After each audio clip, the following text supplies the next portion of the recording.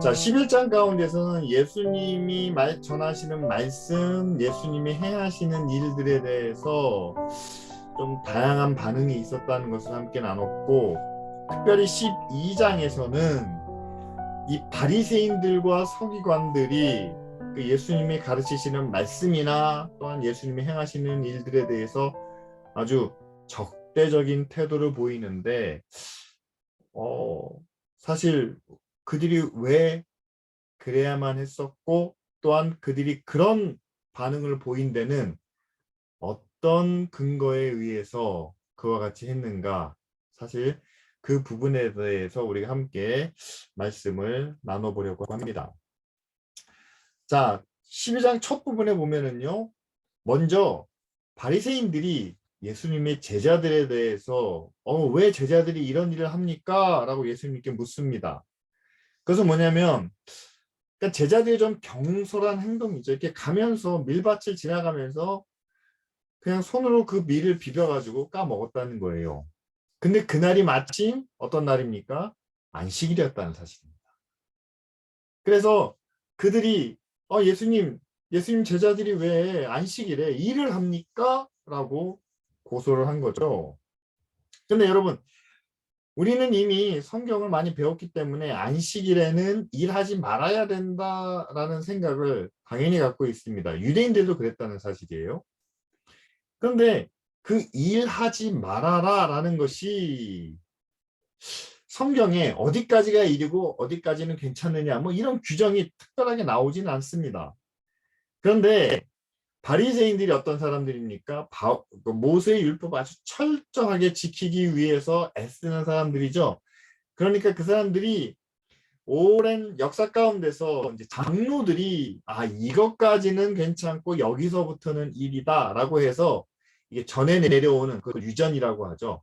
전해 내려오는 하나의 기준과 또한 전해 내려오는 하나의 전통이 있었습니다. 그리고 그 내용들을 잘 종합해 가지고 랍비들이 그것을 가르쳤다는 거죠.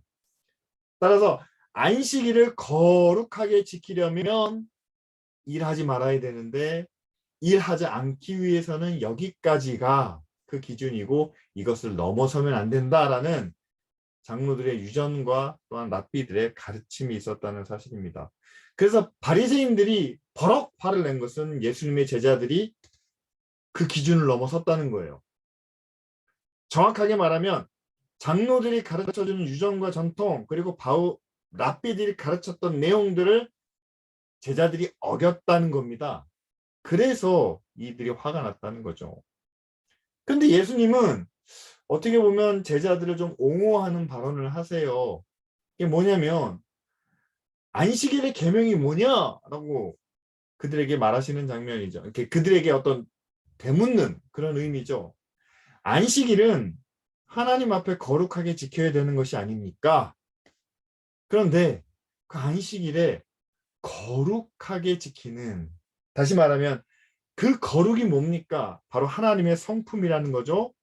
그러면 우리가 거룩하게 되기 위해서는 우리가 하나님을 알아야 되고 하나님의 관계, 하나님의 기준에 맞춰야 되는 건데 그들은 일하지 않아야 된다라는 인간적인 기준과 규칙을 세웠다는 사실입니다.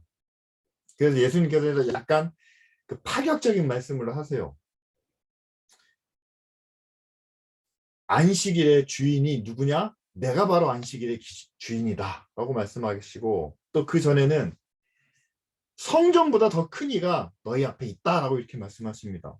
그러니까 예수님이 자신을 드러내시는 말씀인데 여러분 이 말을 우리가 좀 주의 깊게 살펴봐야 하는 것은 무엇이냐면 여러분 성전이 뭡니까? 제사 드리는 곳이에요. 그럼 제사가 뭡니까? 하나님 앞에 우리의 죄를 용서받는 하나님이 우리의 죄를 용서하시는 그런 곳입니다. 그러면 하나님이 용서하시는 것이 중요한 거지 우리가 그 앞에서 어떤 재물을 얼마나 많이 드렸냐는 중요하지 않다는 겁니다. 거룩도 마찬가지예요. 하나님의 성품, 하나님과의 관계 가운데서 우리가 거룩을 찾아야 되는 거지 주일날, 안식일날 우리가 절대 일하지 않았습니다. 여러분 그게 중요할까요? 이렇게 생각해 보시면 됩니다. 옛날에 안식일이 지금의 주일이잖아요. 주일날 우리는 회사도 가지 않고 일도 하지 않고 예전에는요. 주일날 영화도 못 봤습니다. 외식도 못 했습니다. 심한 데는 아마 TV도 못 보게 했을 거예요. 이거 못하게 하는 거예요. 안 하는 거죠. 자, 여러분 TV도 안 보고 외식도 안 하고 영화도 안 보면 그게 더 거룩한 모습인가요? 아니죠. 지금 우리가 거룩이 무엇인지는 우리 너무나 잘 알고 있습니다. 바로 그 시간 동안에 하나님을 기억하는 것, 하나님과의 관계를 생각하는 것. 그것이 바로 거룩의 기준이죠. 그러니까 그런 관점에서 생각해 본다면 여러분 우리가 사실은 믿는 우리가 안식일의 주인이 되어야 한다는 사실이죠. 뭐 예배 드려야 되고 봉사해야 되고 헌신해야 되기 때문에 우리는 여기에 쫓기고 저기에 눌리고 아주 하루 종일 바쁘게 살아가는 것이 과연 우리가 하나님을 기억하는 일이고 하나님의 거룩하심을 본받는 일이냐 한번 의문점을 가져야 됩니다. 그게 아니고 내가 하나님의 자녀로서 그 시간 그 나라의 주인이 되어 하나님과의 관계를 회복하는 것이 안식일의 주일의 참된 목적이 아니냐라는 그런 질문들을 우리가 한번 던져봐야 되겠죠. 그래서 여러분 교재에 제가 호세아서 6장 6절 말씀을 제가 기록해 놓았습니다. 거기에 보면 제사보다 하나님이 기뻐하시는 것은 제사가 아니라는 거죠. 제사나 우리가 규칙을 얼마나 잘 지키느냐 그것보다는 자비를 원하신다는 겁니다. 하나님의 사랑을 원하신다는 겁니다. 사랑으로 행하는 선한 일들을 원하신다는 거죠. 그래서 지금 화면에 나타나는 것처럼 안식일에 있어서 가장 중요한 것은 바로 우리가 하나님 앞에서 거룩해지는 것, 그 거룩함의 기준은 하나님이시기 때문에 예수님이 안식일의 주인이 되신다는 것은 맞는 이야기죠. 따라서 우리는 어떤 지금까지 내려왔던 형식이나 또 우리가 지켜야 되는 어떤 규칙이나 규정보다는 그 안식일이 아니면 주일이 갖고 있는 의미와 목적을 바르게 살리는 것이 더 중요하다는 것을 우리는 깨닫게 됩니다. 따라서 요즘 우리가 주일을 잘 지켜야 되겠죠. 어떻게 지켜야 되겠습니까? 여러분 주일에 우리가 함께 예배하는 시간이 그렇게 길지 않습니다. 거의 1시간에서 좀 왔다 갔다 해요. 성도들이 함께 모여서 교제하는 시간도 그렇게 많지 않습니다. 다들 바쁘기 때문에 아주 정해진 시간에 함께 교제를 나눕니다. 또 교회에 나와서 봉사하는 시간도 그렇게 요즘 같은 세상에서는 그렇게 긴 시간의 봉사를 교회가 요구하지도 않습니다. 꼭 필요한 시간에 나와서 함께 섬기고 함께 나누고 그런 것들을 교회가 준비하죠. 그랬을 때 정말 우리가 하나님과의 관계를 또 하나님의 거룩하심을 이루기 위해서 우리가 어떤 삶을 우리 스스로가 주인이 되어서 감당해야 되느냐 그것이 바로 오늘 안식일을 거룩하게 지키라라는 계명의 해석이 될 수 있지 않을까요? 그래서 예수님께서는 그 안식일에 생명을 구하는 일이 그 무엇보다도 중요하다라고 말씀하십니다. 그래서 여러분 안식일에 만약에 우리가 키우는 가축이 소나 양이 구덩이에 빠졌으면 그것을 구해내는 것이 맞지 않느냐라고 하면서 마찬가지로 하나님의 자녀가 한 생명이 질병에 또는 어둠에 사망의 그늘 가운데 놓여 있다면 안식일에도 그를 구원해내는 것이 하나님의 뜻이 아니겠느냐라고 하시면서 안식일에 생명을 구하는 것이 옳다라는 것을 말씀해 주시죠. 근데 마태복음에서는 이렇게 예수님께서 안식일의 계명을 생명으로 연결시키고 있을 때 그 말을 들은 바리새인들이 예수를 그냥 둬서는 안 되겠다. 저를 죽여야 되겠다라는 모의가 이때부터 시작되는 것을 마태는 기록하고 있습니다. 따라서 이 안식일이라는 하나의 논란을 가지고 예수님은 그 날의 주인이 되어 생명을 살리는 일을 이야기하고 있다면 오히려 바리새인들은 그 안식일의 계명을 통해서 예수를 죽여야 되겠다는 그런 모의를 하는 그런 대조적인 모습을 먼저 여기다가 기록해 놓고 있죠. 근데 이 모습이 계속해서 이제 발전되어 가고 있습니다. 왜냐하면 그러니까 예수님께서 이렇게 자신의 행하시는 모습을 드러내시면서 자, 16절 말씀에 나타납니다. 예수님께서 많은 사람들의 병을 고쳐주시고 또 그들에게 능력을 나타내시면서 16절 말씀을 보면 자신을 나타내지 않는 오히려 자신을 숨기시는 그런 모습을 보여주십니다. 근데 왜 이렇게 예수님이 자기를 오히려 감추시고 숨기셔야만 했을까요? 그것은 바로 18절 말씀에 나타나는 일이죠. 18절부터 나타나는 그 예수님의 당시 그런 사역에 대한 그런 설명이 이사야서 42장에 기록되어 있는데 예수님께서는 구약에 예언된 메시아의 사명을 감당하시기 위해서 오히려 지금 나타내는 치유나 능력이나 또 기적을 나타내는 일들을 그 일들을 행하시지만 그 일들을 드러내지 않으셨다는 사실입니다.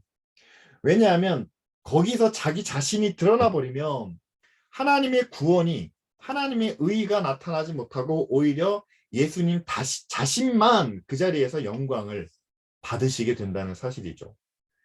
그 가장 큰 예가 예수님께서 오병이의 사건을 하시고 난 다음에 많은 사람들이 예수님께 몰려와가지고 예수님을 왕으로 삼으려고 하지 않습니까?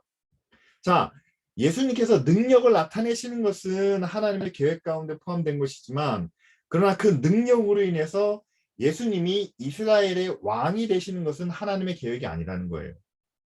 따라서 구약에 예언된 하나님의 일을 하나님의 구원을 이루시기 위해서는 예수님은 능력과 치유와 많은 사역을 나타내셨지만 그러나 그 가운데서 자신을 드러내지 않으셔야만 했다는 사실입니다. 하지만 그런 가운데서도 그렇게 자신을 드러내시지 않았지만 18절 말씀에 나오는 것처럼 마태는 예수님을 어떻게 평가하고 있습니까? 18절 말씀은 사실은 예수님께서 세례 받으실 때 하늘에서 들렸던 그런 메시지죠. 이는 내 마음에 기뻐하는 자요 또한 내가 사랑하는 자다. 세례 받으실 때는 이는 내 사랑하는 아들이요 내 기뻐하는 자라 라는 메시지가 들렸었죠. 마찬가지로 그 똑같은 그런 예수님에 대한 평가를 마태는 지금 12장 18절에 다시 한번 반복해서 기록하고 있습니다. 왜냐하면 왜 이 자리에 이 순간에 마태가 예수님에 대한 평가를 하늘의 음성을 하늘에서 들렸던 세례 받으실 때 하늘에서 들렸던 음성과 또한 구약의 이사야 42장 말씀을 통해서 이 예수님에 대한 평가를 다시 한번 언급하고 있는 이유는 12장 뒷부분에 가면은요. 바리새인들이 예수님을 향해서 이 사람이 이렇게 능력을 나타내는 것은 이거는 사람의 일이 아니고 사탄의 일이다. 바알세불의 일이다. 라고 이렇게 단정짓고 있기 때문입니다.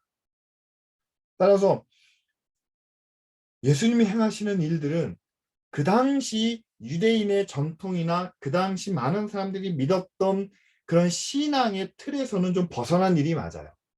좀 새로운 일입니다. 그들의 관점에서는 좀 이상한 일입니다. 그러나 예수님이 행하시는 모든 일들은 지금 우리가 말씀을 통해서 보고 있는 것처럼 구약에 예언된 것들이 이루어지는 일이고 또한 많은 능력과 기적을 통해서 자신을 드러내지 않고 오히려 자신을 감추시면서 하나님의 구원을 이루시는 일이기 때문에 이것은 하나님의 마음에 기뻐하는 또한 하나님이 사랑하시는 하나님의 사람의 일이다라는 것을 마태는 분명하게 기록하고 있죠. 그리고 마지막 부분에 이것도 역시 마찬가지로 구약의 말씀을 인용하면서 이분은 상한 갈 때도 꺾지 않으시고 꺼져가는 심지도 끄지 않으시는 그런 하나님의 기다리시는 하나님의 인내를 나타내시는 그런 분이시다라는 것을 마태는 계속해서 말씀하고 있습니다.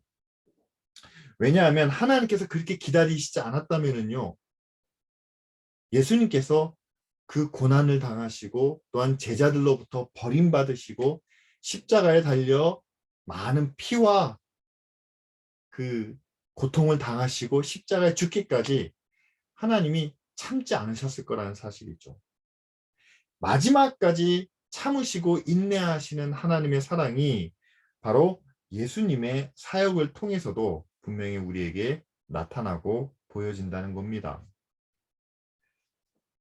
따라서 이런 예수님의 그런 많은 사역들을 나타내시면서 근데 그것들을 함께 지켜보고 있던 많은 사람들이 자, 예수님을 그럼 우리가 어떻게 봐야 되겠느냐라고 했을 때 두 가지 반응이 나타나죠. 자, 화면에 보이시는 것처럼 한편에서는 많은 백성들이 이분이 행하시는 능력과 치유의 사역을 봤을 때 이것은 바로 하나님의 사람, 하나님의 사자, 다시 말하면 다윗의 자손이 아니냐라고 그렇게 생각을 합니다. 대다수의 사람들이 그렇게 바라보죠. 그런데 일부 종교인들이 다시 말하면 바리새인들이나 모세의 율법을 아주 신봉하는 사람들이 예수님의 능력을 보고 이거는 바알세불이 아니고서는 이런 능력을 나타낼 수가 없다라면서 예수님을 사탄의 우두머리로 보게 됩니다. 자, 여러분, 왜 대다수의 사람들이 예수님을 하나님이 보내신 다윗의 후손으로 보고 있는데 왜 바리새인들과 서기관들, 일부 종교인들만큼 그들은 계속해서 예수님을 그런 사탄이나 마귀의 우두머리로 보고 있는 걸까요? 여러분, 이게 무슨 신학적인 문제나 아니면 교리적인 문제나 아니면 예수님이 말씀 가운데 뭔가 불합리한 것이 있기 때문에 이렇게 의견이 갈라졌다라고 우리는 보지 않습니다. 다시 말하면 바리새인들과 서기관들이 예수님을 그와 같이 본 이유는 단 한 가지였습니다. 그래서 뭐냐면 자신들이 믿고 있는 신앙과는 너무나 달랐다는 사실이에요. 자신들이 지금 지키고 있는 율법과는 지금 예수님이 가르쳐 주시는 그 말씀이 너무 큰 차이가 있다는 사실입니다. 그런데 자기들은 전통을 믿었다는 거예요. 지금까지 많은 장로들이 대를 이어서 내려오면서 축적된 그런 전통과 유전을 가지고 있는데 그리고 수많은 랍비들이 가르쳐줬던 그 교훈들의 핵심들을 우리는 다 알고 기억하고 있는데 지금 예수님이 말씀하시는 것은 그것과 다르다.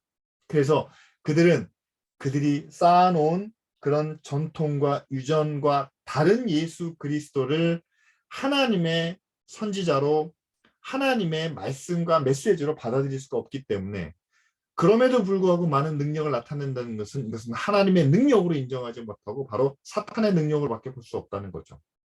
그래서 그들은 예수를 바알세불이 아니고서는 저런 일을 할 수가 없다라고 판단했다는 사실입니다. 여러분, 그래서 그들이 예수님에 대해서 오해한 이유는 그 당시 주류 종교인이었던 바리새인들이 갖고 있던 그들의 교리, 그들의 시향과는 달랐기 때문에 오히려 적대적으로 대했다는 사실이죠. 여러분, 이 부분에 있어서 우리가 꼭 기억해야 될 것은 여러분, 교회의 역사가 지금 2000년이 됐습니다. 한국 교회의 역사도 지금 한 100년이 넘어가고 있죠. 그럼 100년이라는 기간도 짧은 기간은 아니에요. 특별히 교회의 역사 2000년은 정말 긴 역사입니다.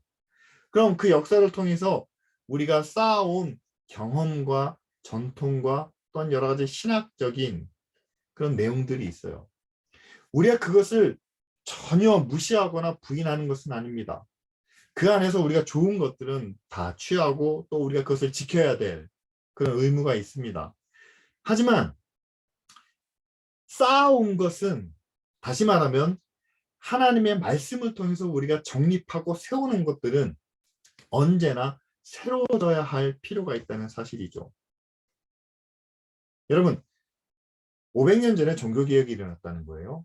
종교개혁이 어떻게 일어났습니까? 지금까지 교회가 해왔던 것들 가운데 많은 것들이 유익하고 좋은 것이지만 그러나 너무 형식에 치우친 것, 세속적으로 변질된 것들이 있다는 겁니다. 그래서 그것을 다시 돌이키자 오직 말씀으로만 돌아가자라고 해서 시작된 것이 종교개혁입니다. 그것 때문에 카톨릭과 개신교가 나누어지게 되었죠. 그런데 그 종교개혁이 일어난 지 벌써 500년이 지났어요. 그렇다면 개신교 안에서도 그 500년 기간 동안 계속 우리가 말씀으로 돌아가자 오직 하나님의 은혜로 믿음으로 성령으로 해왔지만 그러나 그 안에 그 기간 동안에 또 쌓여진 하나님의 말씀에 비춰볼 때 우리 안에 덧붙여진 또 잘못된 때로는 우리가 오해했던 부분들이 있지 않겠습니까? 아까 말씀드린 대로 우리가 주의를 어떻게 지켜야 거룩하게 지키는 겁니까? 라고 했을 때 주의를 거룩하게 지키는 법은요. 30년 전의 모습과 지금의 모습이 전혀 다르다는 거예요. 아까 말씀드렸죠. 아무것도 안 하고 TV도 안 보고 공부도 안 하고 외식도 안 하고 그런 것을 거룩이라고 여겼던 때가 있었습니다. 그러나 지금은 그런 모습이 아니라 그 안에서 우리가 하나님을 찾고 하나님을 구하는 모습이 더 중요하게 여겨지는 것처럼 지금도 역시 마찬가지라는 거죠. 우리의 모든 삶 속에 아니면 교회의 모든 사역 속에 정말 우리가 하나님의 말씀과 하나님의 뜻을 어떻게 이루어 가야 되는지 거기에 대해서 변함없이 우리가 묻고 구하고 지금 이 순간 하나님이 기뻐하시는 일이 무엇인지를 우리가 찾아야 되는 거지 10년 전에 아니면 20년 전에 아니면 100년 전에 우리 믿음의 선배들이 해왔던 일들을 우리가 그대로 답습하는 것이 그대로 따라하는 것이 정말 하나님의 거룩을 이루는 하나님의 의와 하나님의 뜻을 이루는 길은 아닐 수 있다는 사실을 우리가 기억해야 되겠죠. 그래서 지금 새롭게 일어나는 변화에 대해서 우리가 무조건 저건 적이다, 원수다, 아니면 저건 사탄의 일이다 라고 우리가 단정 지어서는 안 된다는 사실입니다. 제가 신학교 다닐 때까지만 해도요. 제가 총신을 나왔습니다. 근데 총신에서는요. 여자 신학생들도 꽤 있었어요. 근데 그때 제가 학교 다닐 때는 여성 안수 얘기를 꺼내면 이단이라고 얘기를 했습니다. 그때 노골적으로 그랬어요. 근데 지금 벌써 한 30년 30년 지났죠. 지금 와서는요. 아직까지도 이제 저희가 속한 교단은 여성 안수 제도를 인정하지는 않습니다. 그런데 여성 안수를 인정한다고 해서 이단이라고는 말하지 않아요. 이제 어느 누구도 여성 목회자들에 대해서 그건 잘못됐다. 그거는 뭐 죄다 이렇게 보지는 않습니다. 그만큼 이게 시대에 따라서 변화되는 부분이 있다는 사실이에요. 마찬가지로 자 우리가 하나님의 교회를 향해서 또 하나님의 믿음의 일을 향해서 우리가 어떻게 하는 것이 옳은 일이냐라는 것은 우리가 끊임없이 하나님 앞에 겸손하게 무릎 꿇고 하나님의 뜻과 하나님의 인도하심을 우리가 함께 구해야 한다는 사실이죠. 만약에 우리가 그렇지 않고 과거의 것만을 계속 붙잡고 간다면 우리도 바리새인들처럼 정말 옳은 일, 정말 하나님이 기뻐하시는 일을 사탄의 일, 마귀의 일로 오해할 수도 있다는 사실입니다. 그래서 여러분 지금 정말 새롭게 우리 젊은 세대들이 질문할 때 우리가 깜짝깜짝 놀라지 않습니까? 정말 이 젊은이들은 그렇게까지 생각하는구나. 근데 우리가 그들의 새로운 생각, 그들의 굉장히 좀 우리와 다른 것들을 무조건 우리의 조금 옛날 생각, 우리의 보수적인 기준을 가지고 그들을 죄인으로 그들을 세속적인 것으로, 세상 것으로 바라보는 것이 아니라 정말 하나님 앞에서 어떤 기준을 하나님이 원하시는, 하나님이 바라시는 뜻이 무엇인지를 우리가 날마다 새롭게 생각하며 그 가운데서 우리가 정말 하나님의 말씀과 뜻을 함께 구해야 된다는 사실이죠. 그래서 거기 보면 이제 그 성령을 회방하는 죄에 대해서 또 한 구절이 나옵니다. 여러분 용서받지 못하는 죄가 있다라고 말하면서 성령을 회방하는 죄를 이건 용서받지 못하는 죄라고 우리가 알고 있습니다. 근데 이제 거기에 대한 신학적인 어떤 내용은요, 굉장히 여러 가지 논란이 있어요. 그러나 하여튼 성령을 회방하는 죄는 굉장히 심각한 죄다라고 생각하시면 되겠고요. 그럼 이게 뭡니까? 라고 했을 때 여러분 이렇게 생각하지 마세요. 성령이 하시는 일을 반대하는 것이 성령을 회방하는 죄다. 그래서 교회가 하는 일을 반대하거나 목사가 말하는 것을 반대하는 사람을 성령을 회방하는 죄다라고 이렇게 규정한다는 겁니다. 근데 그건 전혀 그렇지 않습니다. 성령을 회방하는 죄는 의도적으로 자기도 이게 무슨 뜻인지 무슨 의미인지를 정확하게 잘 알고 있어요. 그런데 의도적으로 사람이 아닌 교회가 아닌 하나님에 대한 적대 행위를 하는 겁니다. 그러니까 의도적으로 자신도 그 의미를 잘 알고 있으면서 하나님을 대적하는, 그러니까 성경에서는 적그리스도 뭐 이렇게 표현을 하는데요. 하나님을 정면으로 맞서는 그런 행위를 성령을 회방하는 죄로 그렇게 규정을 합니다. 따라서 여러분 교회 안에서 의견이 막 차이가 있는데 목사님이 주장하는 의견을 반대하면 성령을 회방한다고 말하는 분들이 계세요. 근데 그렇지 않습니다. 왜냐면 서로 자기가 생각하는 교회는 이런 것이 옳은 길인데 목사님의 생각은 다르다. 본인의 의견을 이야기할 수 있는 거예요. 제가 생각하는 교회는 이런 겁니다. 목사님이 생각하시는 교회는 저런 건데 아니요. 저는 성경 말씀에 따르면 저는 이런 것이 하나님을 위하는 일이고 교회가 해야 될 일이라고 생각합니다. 그러면 이거는 죄가 아니에요. 서로 의견이 다른 것뿐이죠. 따라서 서로 자기 의견을 가지고 말씀과 하나님의 뜻에 근거해서 주장할 수 있는 거지 그게 죄라고 여기는 것은 목사가 독재할 때나 가능한 이야기지 지금 세상에서는 전혀 그렇지 않습니다. 그래서 성경 안에서는요 하나님의 말씀과 하나님의 뜻에 대해서 우리가 수없이 끊임없이 이렇게 논란을 일으켜야 한다는 사실이에요. 왜냐하면 지금처럼 변화가 많은 세상에서 여러분 기쁜 우리 교회가 아니면 모든 교회가 하나님의 말씀과 하나님의 뜻을 어떻게 지켜야 될까요? 라는 문제를 놓고 함께 의논을 해야 된다는 사실이죠. 그래서 성령을 회방하는 죄는요. 교회 안에서는 거의 많이 나오지 않습니다. 교회 안에서 막 이렇게 싸움이 나고 다툼이 나는 건 뭐 사람이기 때문에 어쩔 수가 없는 거예요. 그런데 의도적으로 하나님에 대해서 대적하는 행위는요. 일반 교회에서는 잘 나오지 않습니다. 따라서 여러분 너무 걱정하지 않으셔도 된다는 얘기예요. 자, 그리고 난 다음에 이제 여기서 이제 오늘 제가 말씀을 함께 준비하면서 이제 많이 느꼈던 것이 이제 마지막 부분인데 예수님께서 이 세대가 표적을 구하는 세대다라고 말씀을 하십니다. 근데 표적을 구하는 세대는 사실 어느 시대나 다 있었거든요. 여러분 사사기 때도 기드온이 하나님께 표적을 구하지 않습니까? 전쟁을 나가야 되는데 우리가 열세인데 하나님이 우리와 함께 하신다는 표적을 구하기 위해서 양토를 놓고 어디가 젖고 어디가 마르는지 몇 번 예수님께 어떤 표적을 구하는 거죠. 여러분 성경 안에서 어떤 믿음의 표적을 구하는 사람들이 많이 있습니다. 심지어는 모세도 애굽에 가기 전에 계속해서 나는 못 간다 하잖아요. 그러니까 예수님께서 계속 그런 어떤 능력과 증거를 보여주시지 않습니까? 마찬가지로 표적을 구하는 것은 사실은 인간의 연약함, 두려움 때문에 나타날 수 없는 어떻게 보면 가장 자연스러운 모습이죠. 그런데 여러분 표적을 구하는 세대에 대해서 예수님께서 이렇게 책망하시는 이유는 그겁니다. 예수님께 하늘로부터 내려오는 그런 능력과 어떤 증거를 요구하는 거예요.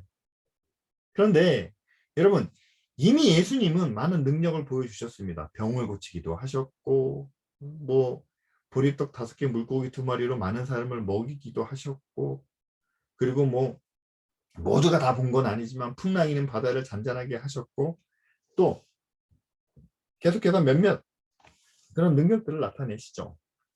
근데 특별히 여러분 누가 구했느냐는 바리새인들과 이런 종교인들이 구했다는 사실이에요. 여러분 이 종교인들은요, 성경을 너무나 잘 아는 사람들입니다. 다시 말하면 예수님께서 무슨 말씀을 딱 전하셨을 때 그게 구약이 어디서부터 나오고 그것이 어떤 의미가 있고, 그러니까 이 사람들은 예수님의 말씀 가운데서 이것이 구약에 있는 어디를 인용하고 그래서 이것이 무슨 의미가 있고 무슨 뜻이 있고, 그럼 그것을 그들이 마음속으로는 이거는 정말 깊은, 정말 새로운 말씀이라는 것을 그들이 마음으로는 느꼈을 거예요.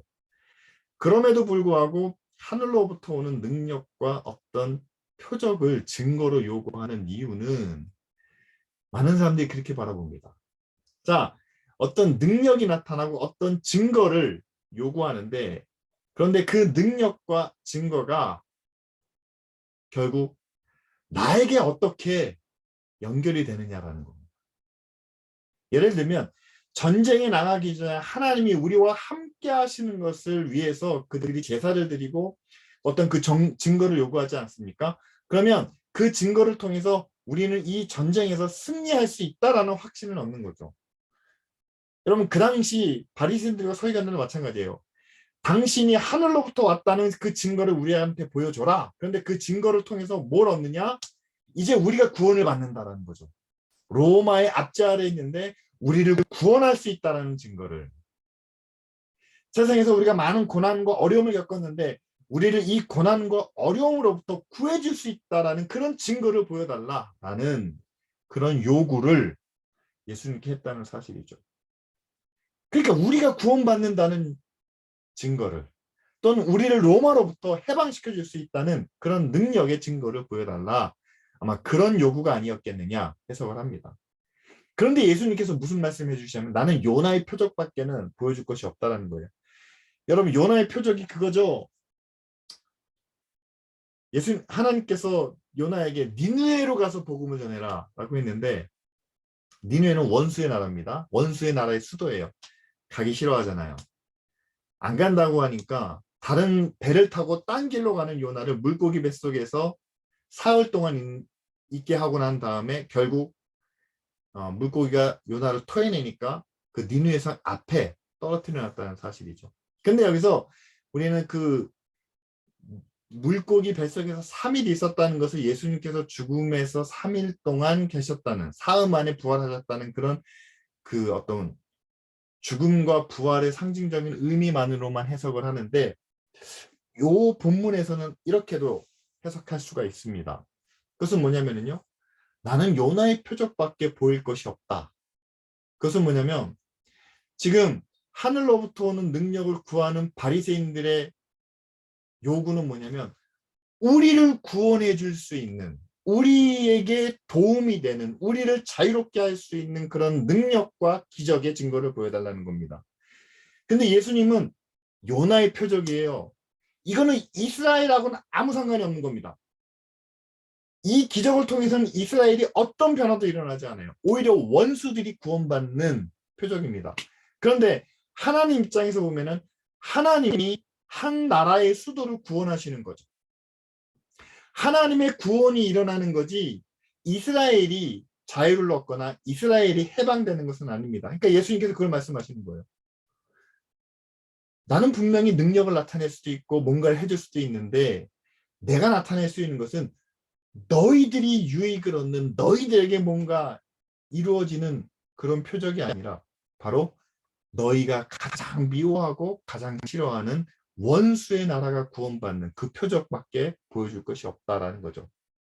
다시 말하면 여러분, 하나님의 능력과 하나님의 은혜는 하나님의 백성들에게만 의롭게 역사하는 것이 아니라 하나님의 나라와 하나님의 뜻을 위해서 그들의 원수까지도 구원해 주시는 그런 능력과 또한 그런 기적이 임한다는 사실입니다.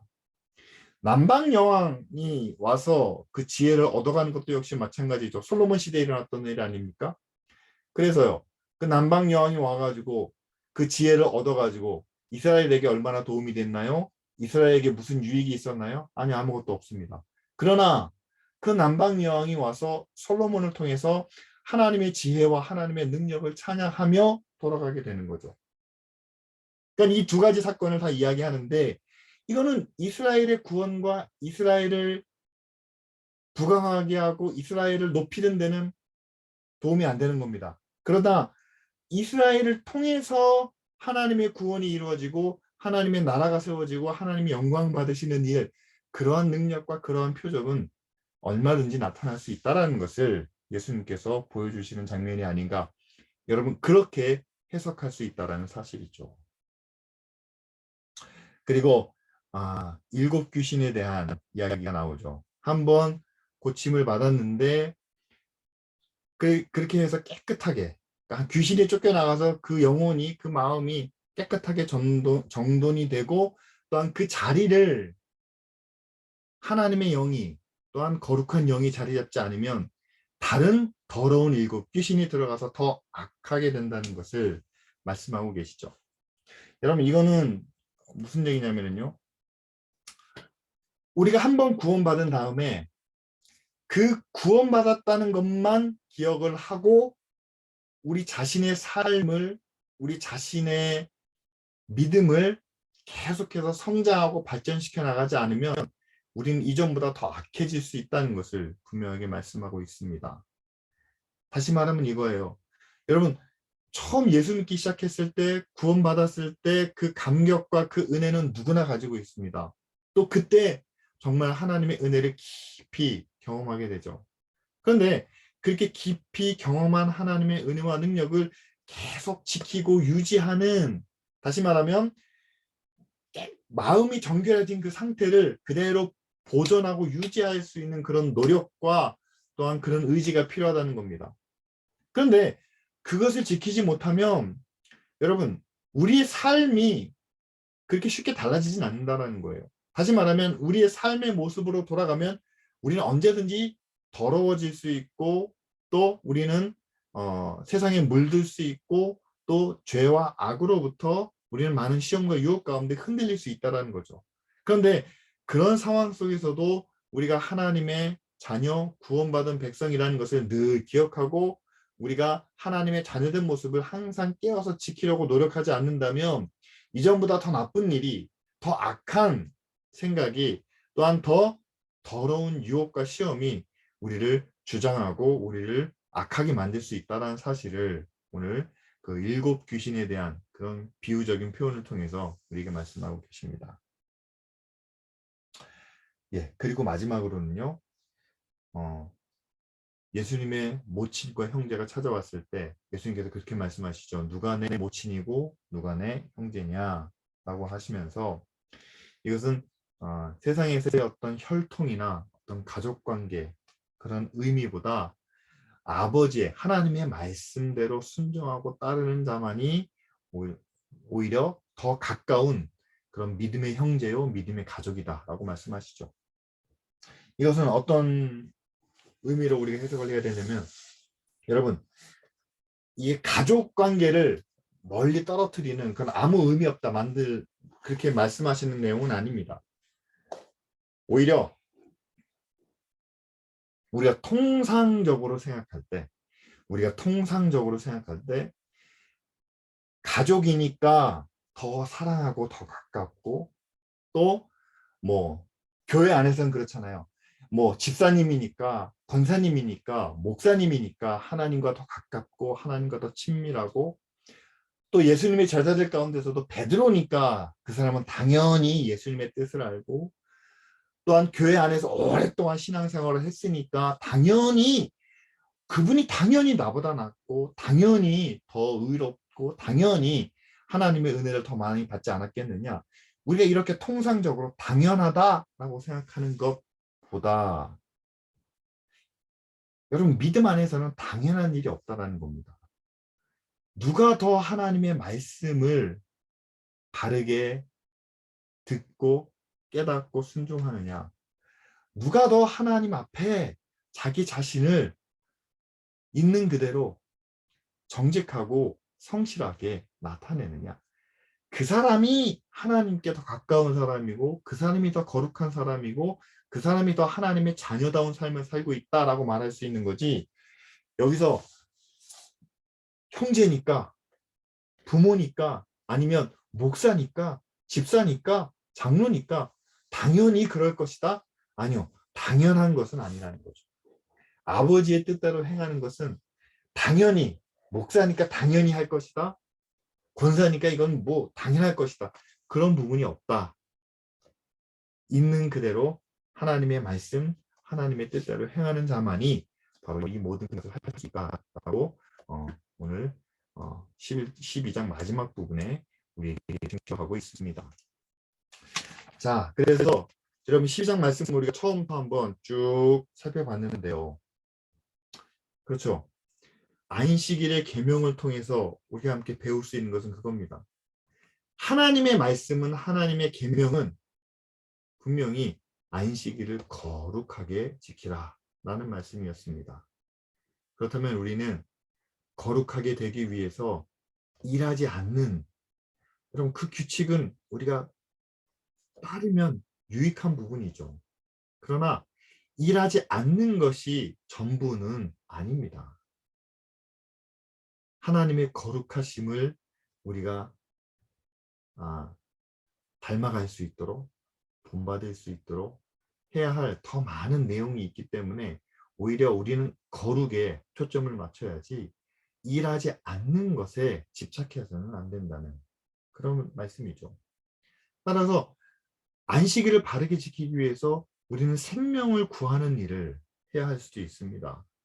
또한 안식일을 거룩하게 지키기 위해서 사랑하고 섬기고 선을 나타내는 일을 해야 할 때도 있다는 거죠. 그런데 그런 일을 감당함에 있어서 예수님은 많은 능력을 행하시고 많은 기적들을 베푸셨지만, 그러나 예수님은 그것을 통해서 자기를 드러내시는 것이 아니라 오히려 자신을 감추시고 구약에 예언된 하나님의 뜻을 하나씩 하나씩 이루어 가셨다는 사실입니다. 그런데 그렇게 자기를 드러내지 않고 하나님의 일을 이루어 가실 때 그것이 바리새인들의 눈에, 당시 종교인들의 눈에는 자신들이 믿고 있는, 자신들이 따르고 있는 바울의 율법이나 또한 장로들의 유정과 너무 다르기 때문에 그것을 사탄으로, 마귀로, 바알세불로 오해했다는 사실이죠. 예, 우리는 날마다 하나님의 말씀과 뜻을 좀 새롭게 이해하고 또 새로운 것에 좀 마음을 열 수 있는, 받아들일 수 있는 그런 열린 자세가 필요하지 않을까, 오늘 말씀을 통해서 한번 생각해 보게 됩니다.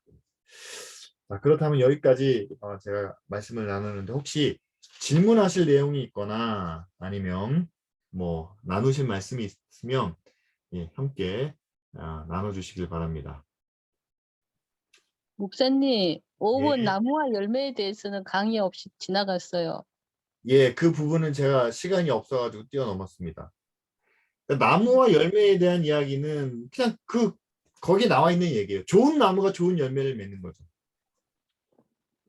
그러니까 좋은 나무는 어떻게 보면 좋은 과정일 수 있습니다. 그러니까 좋은 열매를 맺기 위해서 올바르지 않은 과정을 거쳐서도 좋은 열매만 맺으면 된다, 좋은 결과만 가지면 된다, 저는 그렇게 생각하지 않아요. 그런데 좋은 나무, 좋은 과정을 통해서는, 근데 지금 많은 사람들이 얘기하거든요. 정직하고 의롭게 살아서는 성공하지 못한다라고 얘기합니다. 근데 저는 성공이 꼭 하나님이 원하시는 열매, 하나님이 원하시는 결과로는 보지 않아요. 그냥 좋은 과정, 의롭고 정직한 삶을 살면 하나님은 거기에 합당한 좋은 열매를, 좋은 결과를 주신다고 저는 믿습니다. 예, 이 부분은 사실은 좀 더 긴 설명이 필요하기 때문에 제가 이 부분은 그냥 넘어갔습니다. 왜냐하면 지금 우리가 사는 세대는요, 과정과 결과가 일치하지 않아요. 어떻게 생각하세요? 과정이 좋으면 결과가 좋은가요? 아니면 좋은 결과가 나타나면 과정도 정당화될 수 있나요? 사실 그 부분은 좀 많은 논란이 있습니다. 그래서 오늘 그 좋은 나무와 좋은 열매는요, 좋은 나무가 좋은 열매를 맺는다. 예, 그래서 과정이 좋아야 결과가 좋은 거다. 근데 여기서 이 결과는 이 땅에서 나타나는 결과보다는 오히려 하늘에서 우리가 받을 수 있는, 누릴 수 있는 그런 결과가 아닌가, 저는 그렇게 생각을 합니다. 예, 강의는 여기까지 마치겠고요. 듣느라고 수고 많으셨습니다. 다음 주에는 3장, 13장은요. 비유의 말씀이 나타나는데 굉장히 중요한 내용들이 많이 있습니다. 그래서 꼭 읽어보시고 같이 참여해 주시면 좋겠습니다. 예.